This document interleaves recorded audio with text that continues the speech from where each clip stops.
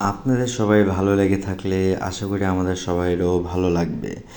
গত পর্বে আপনারা দেখতে পেয়েছিলেন ড্রাগনের দুনিয়া থেকে ড্রাগনের রাজকন্যা মাটিতে এসে তাদের মাস্টার খুঁজছিল এবং সেই মাস্টার খোঁজাখুঁজির সময় তার দেখা হয়ে গেল এক মানুষের সাথে এবং মানুষের সাথে তার দেখা হয়েই প্রথম যুদ্ধ শুরু হয়।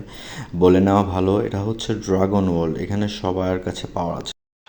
ড্রাগন ওয়ার্ল্ডে সবার কাছে পাওয়ার থাকে। So let's not make it long and let's start the story. So, a dragon queen just called her ancestors to know how to make a healing potion for human because she was a dragon queen and princess she don't know how to make a healing potion for human, so she finally made a healing potion for human, but her creature ancestor insist, are you really want to do?